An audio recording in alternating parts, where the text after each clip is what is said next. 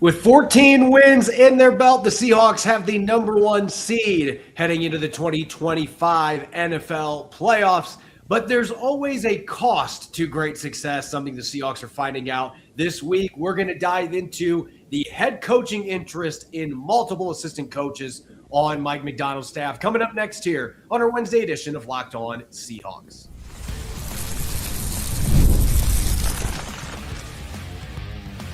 You are Locked On Seahawks, your daily Seattle Seahawks podcast, part of the Locked On Podcast Network, your team every day.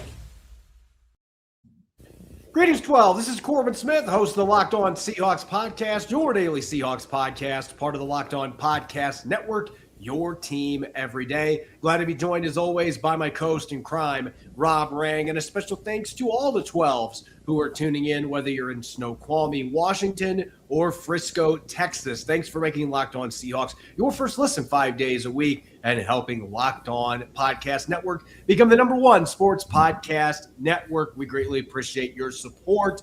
The Seahawks don't have a game this weekend, but there's plenty of news coming out of the Pacific Northwest. You had Charles Cross with his new contract. Now two of Seattle's top assistants being courted by NFL teams looking for new head coaches. We're going to dive into the latest on that front with Klint Kubiak and Aden Durde. We're going to look at the upcoming 3 NFC Wild Card round games, and we're going to rank potential opponents for the Seahawks to face in the Divisional Round at Lumen Field. All brought your way courtesy of Prize Picks. Download the Prize Picks app today and use the code LOCKEDONNFL to get $50 in lineups after you play your first $5 lineup. Now for your lead story here on our Wednesday edition of Locked On Seahawks.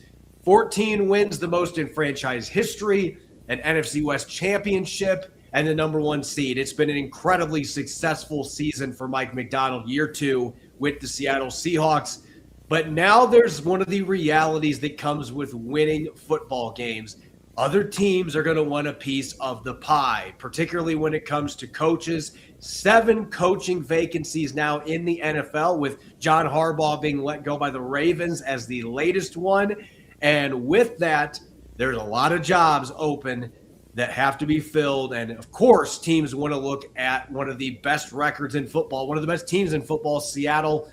Klint Kubiak. I don't know why I want to call him Kurt Kubiak today. Klint Kubiak and Aden Durde both getting interview requests, particularly Kubiak, maybe the most popular candidate right now in the NFL for these 7 openings. He has had requests given to the Seahawks to speak with him from 5 of the 7 teams that currently have vacancies, and that includes the Ravens, today being the latest that have been linked to Klint Kubiak. And interestingly, Rob, his father, Gary Kubiak, was on the Ravens staff for one season. So there is that tie there. As far as the other teams that have been linked to Kubiak, the Raiders, the Giants, the Falcons, and in the NFC West, the Arizona Cardinals after they fired Jonathan Gannon. He's a hot commodity right now, and when you have one of the most explosive offenses in the NFL, and quite frankly, a year where it seems like the offensive coaching candidates are not as appealing as they have been in the past, at least in general, Klint Kubiak stands out as a potential gem in this group, at least from an X's and O's standpoint. Yeah, again, I think that's very well said.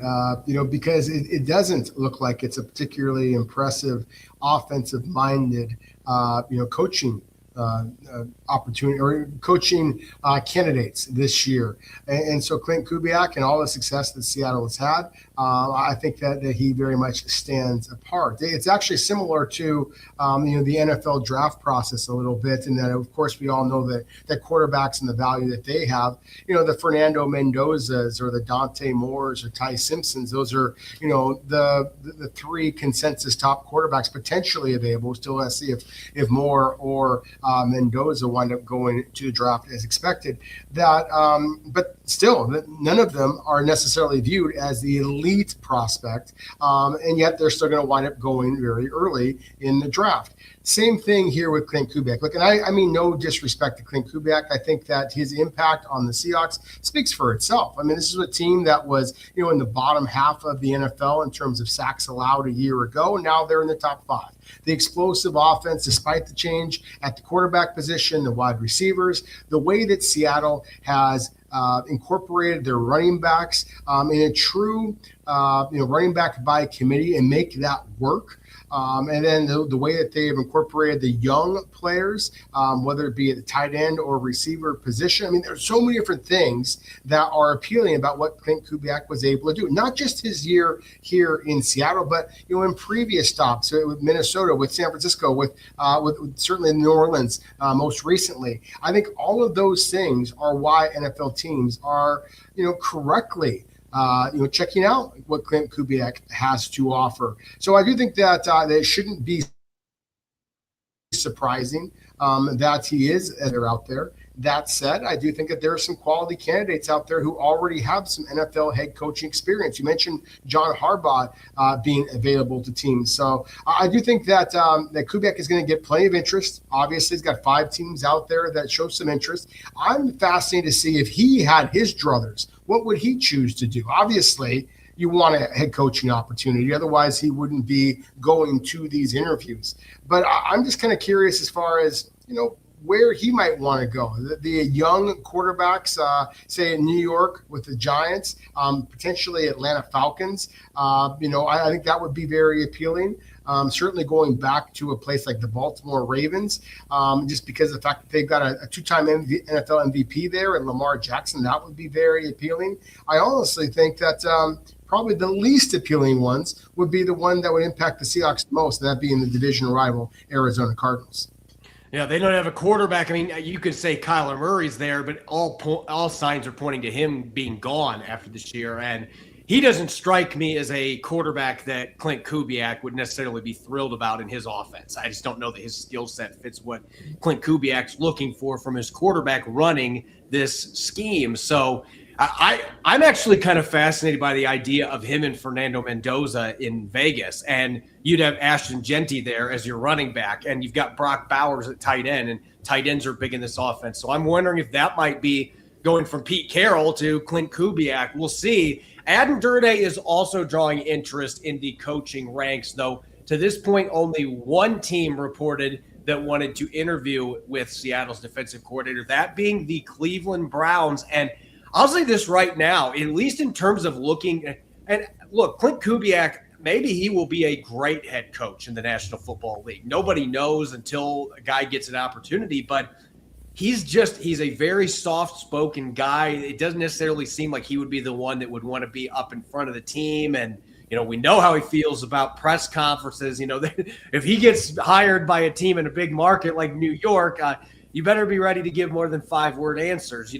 There's questions about that. I do not have those questions with Aden Durde. Aden Durde screams head coach with the way that he approaches communication. He's a much more vocal guy. Players seem to love playing for him. I think players like playing for Klint Kubiak too.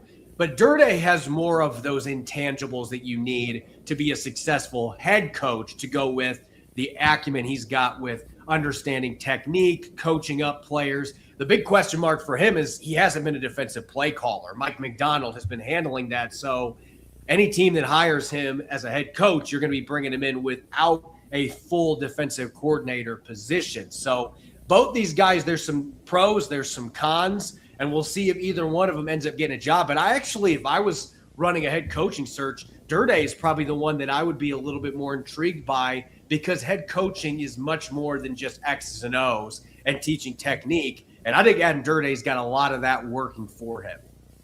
100% agree. I just think that, I apologize for using the word charisma, because I think that it's so much more important that you have the respect of your players, of the community, that you really have a plan for what your vision is for a team. But Aden Durde has a charisma about him that, really has made him incredibly popular, not only here in Seattle, but I had the opportunity to watch him with the Dallas Cowboys a couple of years ago when I was able to tour their training camp.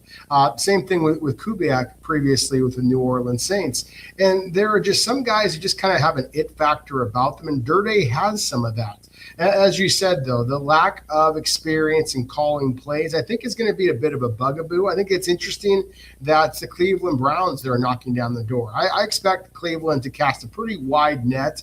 They're looking at their own current offensive coordinator, Tommy Rees, as well as a defensive coordinator, Jim Schwartz, as part of their evaluation process of who they might be looking at here. So, again, the Browns are looking at lots of different candidates here. I just looked at it from Aden Durde, similar to we talked about with Kubiak and all the young quarterback possibilities that might be out there, that any defensive-minded coach would just, fall over themselves with the anticipation of working with a guy like a Myles Garrett. But at the same time, does that actually move the needle for the Cleveland Browns? I think that it's an interesting fit. I just don't know that it's a realistic one here for Aden Durde and the Cleveland Browns specifically. But I would echo what you just said, Corbin. I do think that Aden Durde is a future NFL head coach. I think that Klint Kubiak is a future NFL head coach. I just am a little bit more on the skeptical side as it stands right now, given some of the coaches that are out there and available that have more experience. I'm a little bit skeptical about whether either one of these young coaches for the Seahawks are going to wind up being a head coach elsewhere in 2026. And we know Seahawks fans would be excited about that if both these guys were able to come back. And the nice thing with the rule change from a few years ago, these virtual interviews have to be done by Saturday, and then these coaches can shift their focus solely to preparing for whoever the Seahawks are going to be playing in the divisional round. And who will they be playing? Well, let's dive into the 3 upcoming NFC Wild Card games here and take a close peek at all 3 of those contests. And then later in the show, going to be ranking the 4 opponents that could potentially travel to Lumen Field to face the Seahawks 2 weekends from now. That's coming up next here on our Wednesday edition of Locked On Seahawks.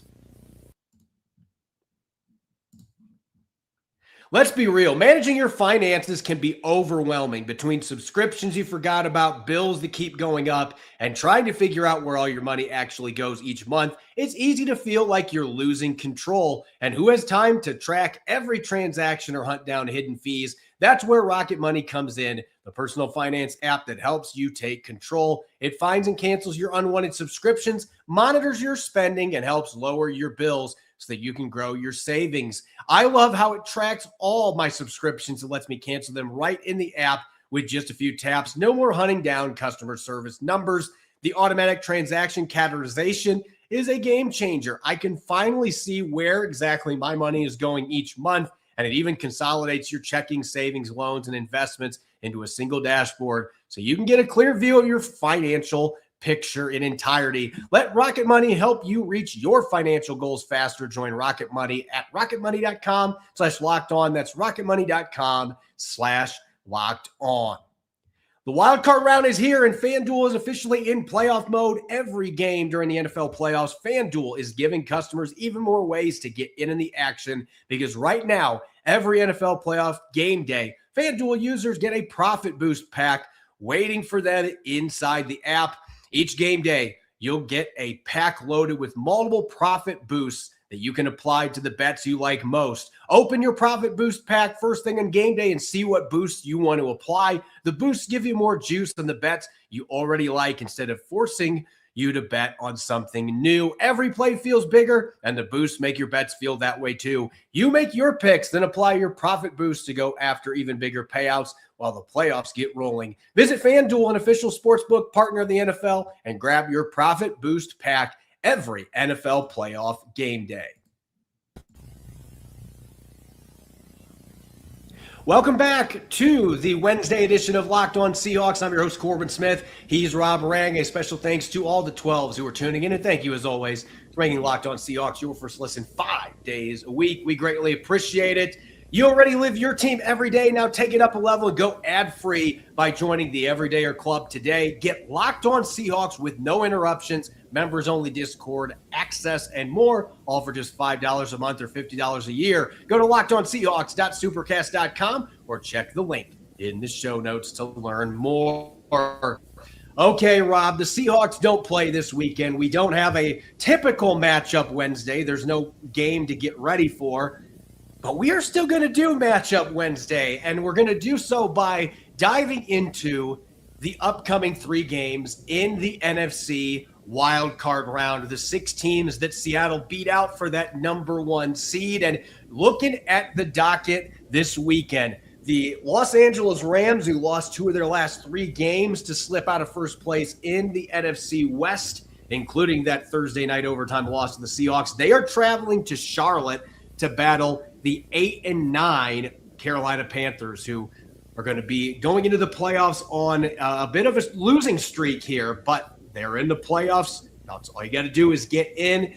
The next game in Philly, you've got the San Francisco 49ers making a visit to the city of brotherly love, and then the Green Bay Packers and Chicago Bears, part 3 of their rivalry this year. Let's start with the game here that I think everybody's kind of going into this week feeling like, okay, the LA Rams, they lost to the Panthers in week 13. That was one of the biggest upsets of the season, and they gave up 31 points in that game to Bryce Young and company. They get to go back to Charlotte for a chance at redemption. I think a lot of people are looking at this game thinking the Rams are going to enact revenge, and in a big way, they're going to be healthier in this contest. But sometimes there are just certain teams that play well against certain teams. And I'm wondering if the Carolina Panthers, that this could be an instance where if they are able to hang tight in this game early, do the Rams start to have some doubts creep in a little bit because they've already lost to this team? I think the opening quarter is going to be pivotal for Carolina in this contest. Oh, I 100% agree with you. And I think that one of the reasons why that the opening quarter is, of course, so important is because this is a game that Las Vegas expects to be a blowout. They have the Carolina Panthers as a 10.5-point underdog. So if the Rams come out hot, then the Carolina crowd could kind of wither away. And of course, Carolina Panthers on offense, look, Bryce Young is a good football player. Teteroa McMillan, good football player. But really, their offense kind of goes through Rico Dowdle in that running game. And so, obviously, if they are behind, then it's going to limit their ability to run the football. I think one of the other things about why Carolina had the success that they had against the Rams is that I just really like Carolina's cornerbacks. And of course, Seahawks fans are going to remember Mike Jackson. Unfortunately, Sam Darnold remembers Mike Jackson with that interception toe tap that he had, but also J.C. Horn. And I think that Carolina's two-headed monster they have at cornerback, it makes them one of the teams that might be able to slow down Puka Nacua and Devontae Adams, assuming that he is healthy as expected for this football game. So I do think that Carolina is a fairly formidable matchup for the Rams. That said, I do ultimately expect Matthew Stafford and the Rams to be able to kind of resurrect the demons that they had in Charlotte last time. Yeah, that's a really good point that you make with the corners for the Panthers. They might be a team that just matches up well with the strengths that the Rams have. That being said, I think the Rams are going to win that game, and I think they're going to win it fairly convincingly. I think they've still got bad taste in their mouth from that first time around. They've been reeling a little bit. This is a chance for them to get some mojo back before potentially playing the Seattle Seahawks. Then the game in Philadelphia. This is an interesting one because, Rob, the Eagles have not performed up to expectations on the offensive side of the football this year. They've had a lot of games where they've really struggled, particularly in the pass game. The run game has not been near as effective as last year. But you're playing a 49ers defense that we have seen in the last couple of weeks just absolutely get churned up. They have been turned into ground beef by opposing run games. I just have a feeling Saquon Barkley, Jalen Hurts getting mixed into the run game. I think in the playoffs that the Eagles will use that more than they did in the regular season to keep him healthy. I think they're going to use all of their weapons in the run game and the play action off of that. And I think Philadelphia's defense, maybe Seattle's is the better of the two, but Philadelphia's defense is one of the league's elite. They've got really good corner play. They've got excellent defensive linemen to slow down a run game for San Francisco. I don't like this matchup for the 49ers. I think Philadelphia, especially playing at home, I think this is the Eagles' game to lose. 100% agree. I mean, this is the defending champs, and I think that that this is a club that is very much capable of going on a run here to successfully defend their title. And certainly the San Francisco 49ers, it just feels like the injuries are catching up to them. If they don't have Trent Williams, and I know that it seems crazy to be talking about an offensive tackle as having this kind of an impact on the game, but I don't see a realistic way in which the San Francisco 49ers are able to beat the Philadelphia Eagles without Trent Williams. And he, as we're recording this on Wednesday, of course, and Trent Williams was unable to practice on Wednesday. Kyle Shanahan said that he wasn't sure when that his all-Galaxy left tackle might be able to get onto the field. Ricky Pearsall also might be injured. You mentioned the Philadelphia Eagles and the way they match up. I just think that the injuries that the 49ers have sustained, especially at the linebacker position, Bethune went down this past week against the Seahawks, of course, and I just think that is too much. With all due respect to Eric Kendricks, the longtime veteran, he just doesn't have the speed anymore to be able to handle a guy like a Saquon Barkley. So I mentioned the point spread before. This is a 4.5 point spread for the Eagles. I think it should be closer to the 10.5 point spread that we just mentioned about before, that the Rams are 10.5 point favorites in Charlotte. I think that's closer to what the Eagles are going to wind up putting on the 49ers.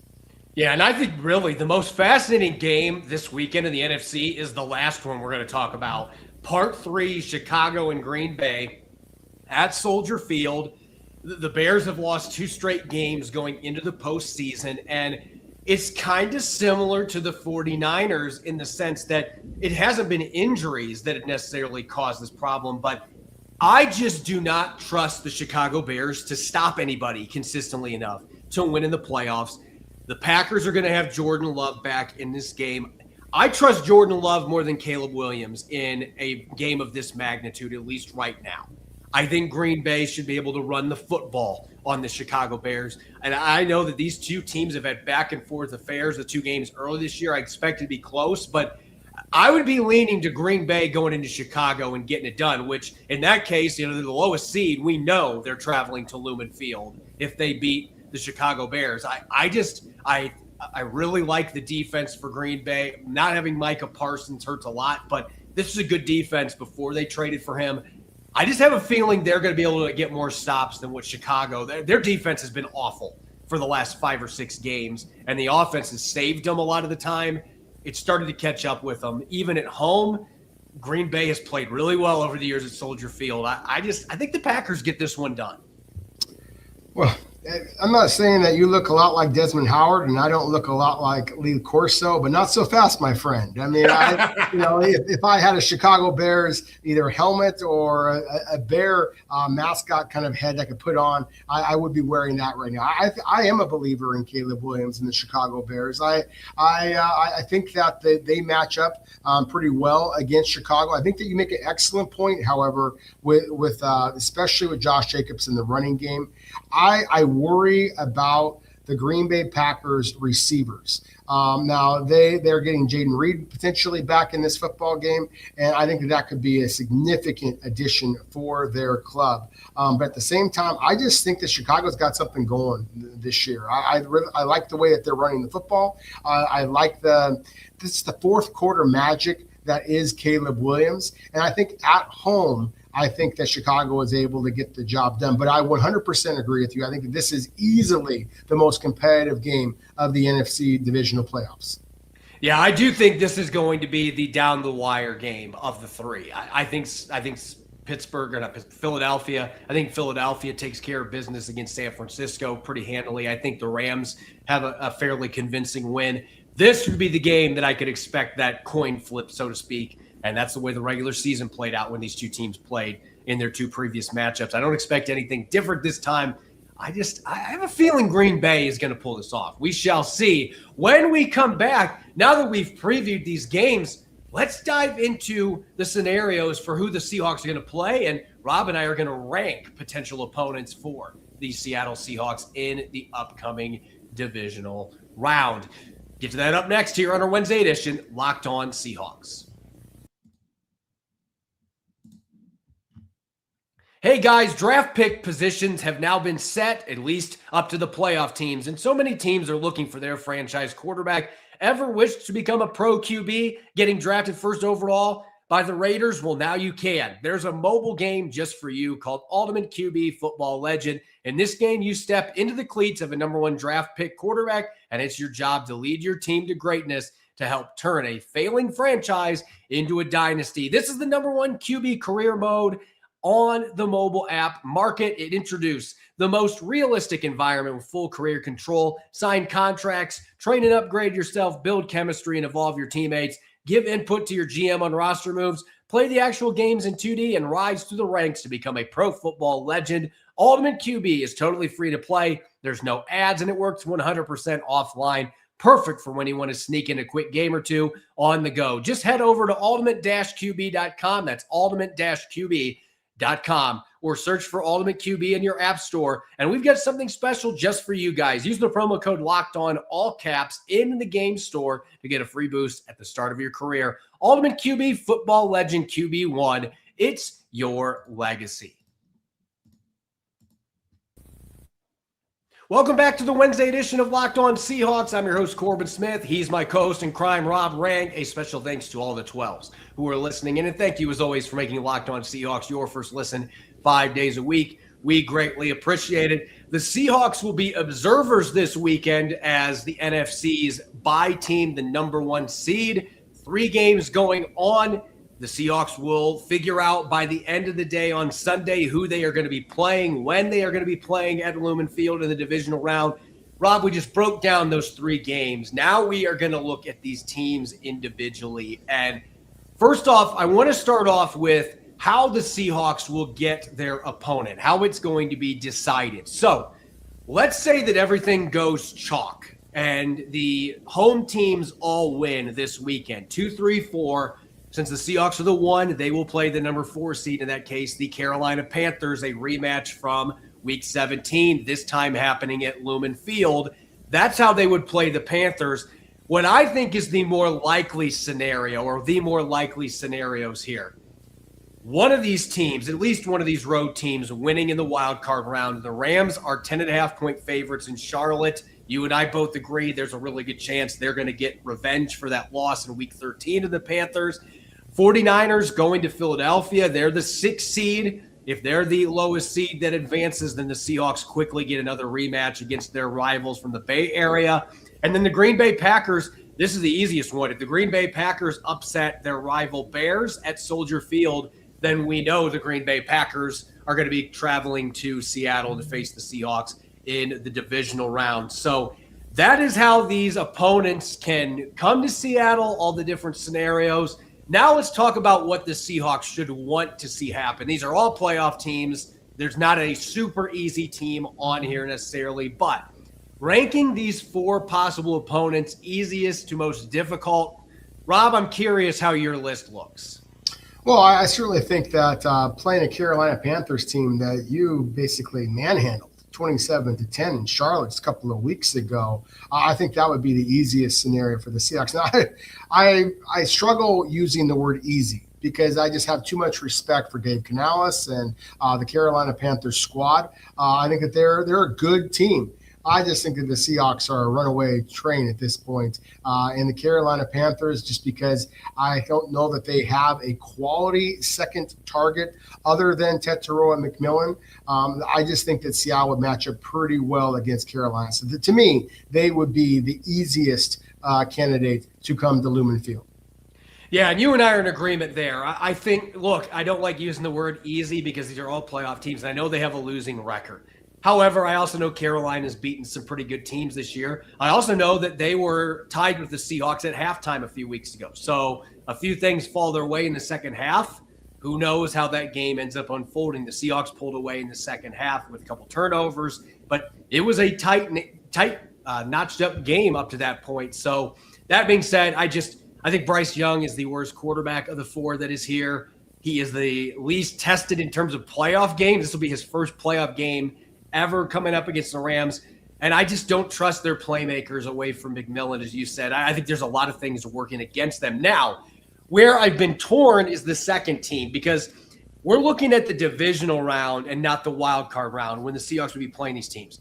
If Trent Williams does not play this week for the 49ers and San Francisco finds a way to go to Philly and get the win, I would anticipate Trent Williams is going to be ready to play against the Seahawks in the divisional round. And that is my rationale here. I'm looking at who the Seahawks would be playing in that round, not necessarily playing this weekend.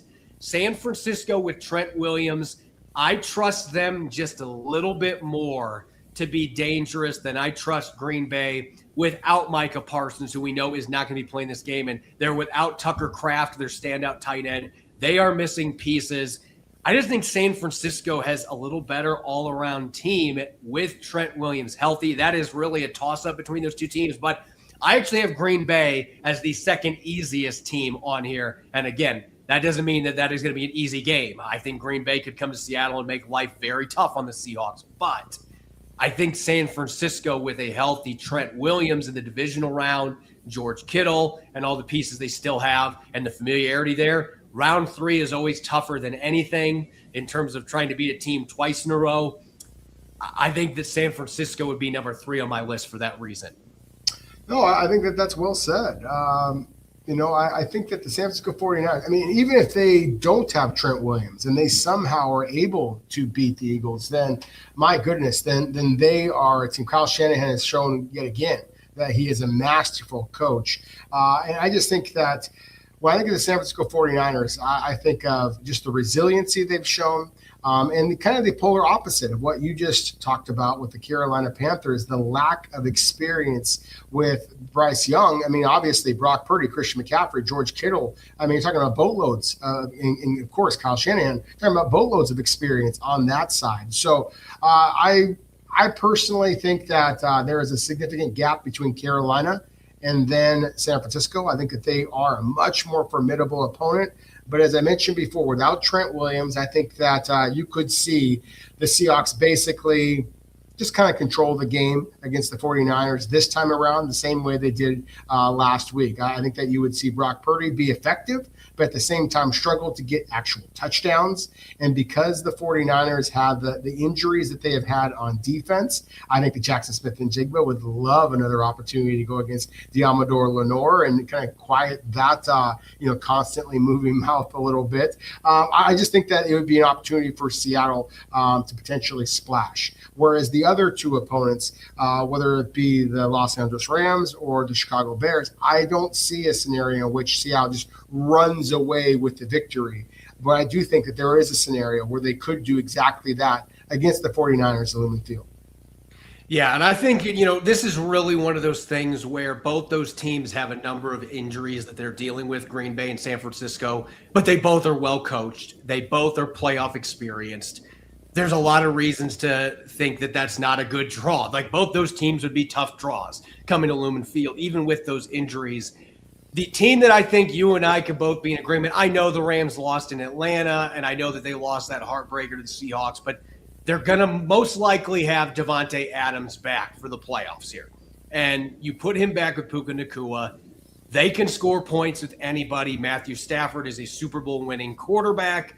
They've already beaten the Seahawks once this year. They are a much healthier team overall than San Francisco or Green Bay. And quite frankly, just a more talented team. Now, their defense the last 6-7 games has not been the same defense. They've had issues on that side of the ball. And if they don't get that turning back in the right direction in the playoffs, Carolina could make things interesting again in the opening round. And Seattle might be thinking, hey, we put up 38 on you the second time. We're confident we can put points on the board against you. But to me, that is still the most formidable team that is in this wild card round. I would put them ahead of Chicago and Philly in that regard. I think a fully healthy Rams team is still the best of those 6 teams that are going to be playing this weekend. And there's a good chance that Seattle could be bringing them back for that divisional round game. And the Rams have a history of winning at Lumen Field in the playoffs recently. Seattle does not want that to continue, but I think that would easily be the hardest opponent and the biggest challenge for Mike McDonald's team. Yeah, I 100% agree with you. I want no part of the Los Angeles Rams if you don't have to play them. Now, again, I'm confident that Seattle would beat the Rams if that's what actually came down. But I do think that the Rams are an absolute juggernaut, and I think that they have the guy who's about ready to win MVP in Matthew Stafford. Puka Nacua is terrific. I love the fact that you mentioned Devontae Adams and just the impact that he might be able to provide if he was truly healthy back on the field for them. Braden Fisk getting back onto the field for the Rams. Quentin Lake getting back onto the field for the Rams. This is a team that is getting healthier at exactly the right time. And we talk about the revenge factor. I mean, what team could possibly have more revenge in their mind than the Los Angeles Rams? And of course, all the questions about Zach Charbonnet picking up the loose ball and all this if you're a conspiracy theorist, then this is just, exactly in your wheelhouse here. So, and as we talked about before, the experience that the 49ers have in terms of, playoffs, obviously the Los Angeles Rams have that plus some. So again, I think that for the competitor in me wants the Rams, wants to say this was no fluke. Seattle is the better team. They were the better team each of the two times that they played LA earlier this season. At the same time, the realist in me is like, well, be careful what you wish for, because the Los Angeles Rams are absolutely a Super Bowl caliber team. And I can't say that about some of the other clubs that we just talked about. As always, you can follow me on X and Blue Sky at Corbin Smith NFL. You can follow Rob at Rob Rang. Make sure to subscribe to Locked On Seahawks on YouTube or wherever you listen to your podcasts to make sure you don't miss a single episode. Coming up tomorrow, we don't have a crossover Thursday since there isn't an opponent this week, but I'm going to be diving into which Seahawks I expect to get paid next after Charles Cross's massive extension that was announced earlier this week. Should be a really fun episode as we head towards Wild Card weekend and the Seahawks get to enjoy a much-deserved bye. Enjoy the rest of your Wednesday, and thanks for listening in. Go Hawks.